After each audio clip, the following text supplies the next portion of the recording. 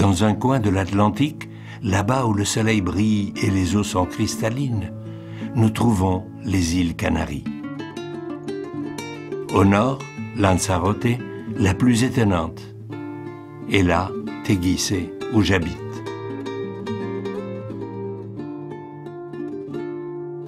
Un beau jour, alors que j'étais enfant, mes amis m'ont surpris en train de pêcher à Famara. Oui, là, sous le rocher escarpé, là où les vagues déferlent et l'écume est plus blanche.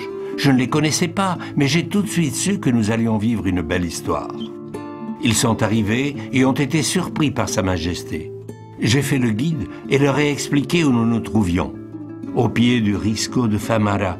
En regardant vers le haut, nous réalisions à quel point nous étions petits et nous avons commencé à marcher au bord de la plage la plus spectaculaire de Lanzarote.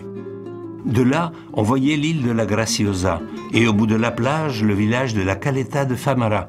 L'image était spectaculaire, pour moi le plus beau miroir naturel du monde. À la Caleta, nous nous sommes promenés dans les rues et avons salué des gens aimables.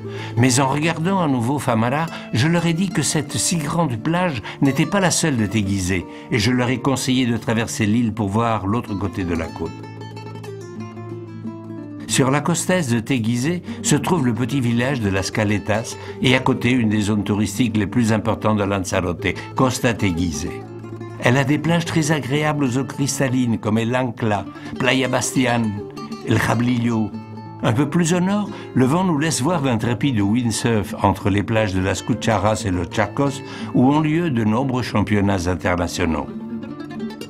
La plage de Las Cucharas se trouve au centre de Costa Teguise. C'est là que se trouve la plus grande offre touristique. Des hôtels à 4 ou 5 étoiles, des restaurants proposant de la cuisine locale ou internationale, des boutiques, des galeries commerciales, des supermarchés, des attractions et tout ce que recherche le visiteur.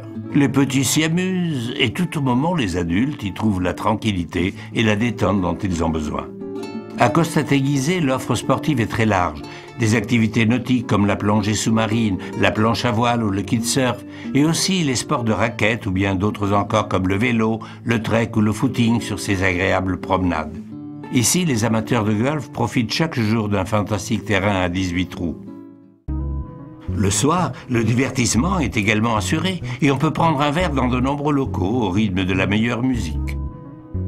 Un autre jour, j'ai revu mes amis alors que je me baignais à Charco del Palo. Ils ne pouvaient pas croire qu'il existe encore un endroit aussi vierge et tranquille. Avec mon vélo, nous sommes allés jusqu'à Guatiza où ils ont vu plus de cactus qu'ils n'en avaient jamais vus. Nous nous sommes arrêtés dans les plantations de figuiers de Barbarie et je leur ai expliqué combien ils étaient importants pour nous.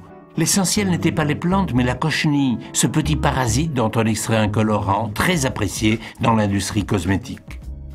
Finalement, nous sommes arrivés au jardin de cactus, un des centres touristiques de l'île créé par César Manrique. Un espace de plus de 500 mètres carrés avec plus de 1000 cactus différents. Dans la partie la plus haute, il y a un moulin où on moule le grain bruni dont on obtient une farine spéciale que nous appelons gofio, un aliment typique des Canaries que nous préparons de nombreuses façons différentes. En montant jusqu'à Los Valles, nous avons vu les moulins du parc éolien, héritier de la tradition qui a toujours existé à Lanzarote d'utiliser la force du vent. Du côté de Tezeguite, nous avons découvert des vues agréables et nous avons pu trouver une bonne offre de tourisme rural dans d'agréables maisons typiques. Je leur ai indiqué des villages qu'il restait à visiter et beaucoup de coins ravissants à découvrir. Tao, So, Munique, Caleta Caballo.